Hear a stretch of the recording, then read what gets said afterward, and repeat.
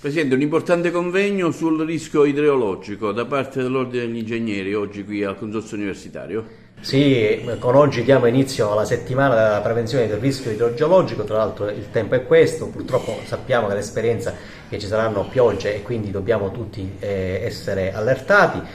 Oggi è un evento abbiamo realizzato con la consulta con i massimi esperti della Maccaferri, che è una società leader nella realizzazione di soluzioni geotecniche per la prevenzione del rischio idrogeologico. Abbiamo avuto il patrocinio di tantissimi ordini professionali e la presenza di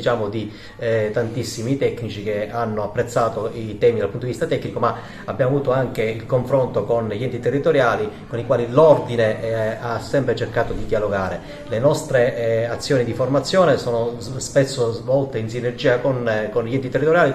con i quali abbiamo spesso dialogato e con i quali proponiamo temi quali per esempio il nuovo codice di contratto per approfondimenti per esempio sul BIM, che oggi è un requisito di metodologia prescritto per le opere pubbliche. Abbiamo affrontato la questione dell'ecocompenso e oggi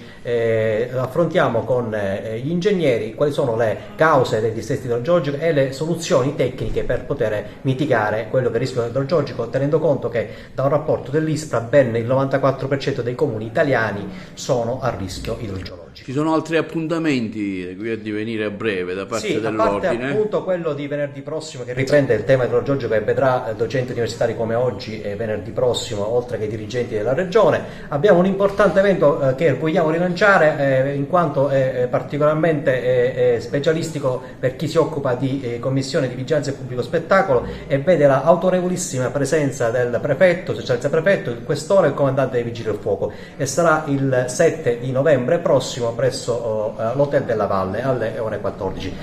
Sono tutti temi, sono tutti argomenti che noi condividiamo con gli enti territoriali, perché ci rendiamo conto che l'ordine deve uscire fuori dalle sue stanze e promuovere attività in partenariato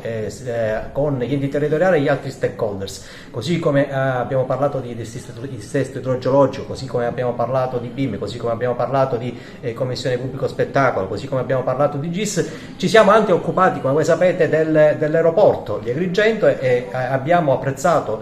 come in questi giorni, la notizia che l'emendamento presentato dall'onorevole Pisano a favore dell'aeroporto ha trovato l'apprezzamento della Commissione al bilancio. Certamente noi non cediamo ai facili entusiasmi, però questo, assieme alla costituzione della società proprio per la realizzazione dell'aeroporto, è un altro passo importante che riteniamo debba essere un ulteriore stimolo affinché il governo si renda conto che l'aeroporto di Agrigento debba essere inserito nel piano nazionale dell'ENAC. È una promessa che non siamo riusciti a strappare al ministro Salvini quando è venuto qui ad Agrigento qualche tempo fa e si era impegnato a valutarlo. Noi confidiamo che con Agrigento Capitale della Cultura, che con l'intervento del ministro Salvini e con questa importante novità gli agrigentini non perdano le speranze di avere uno scalo aeroportuale nel nostro territorio che cambierà completamente le sorti sia dal punto di vista turistico che economico del nostro territorio.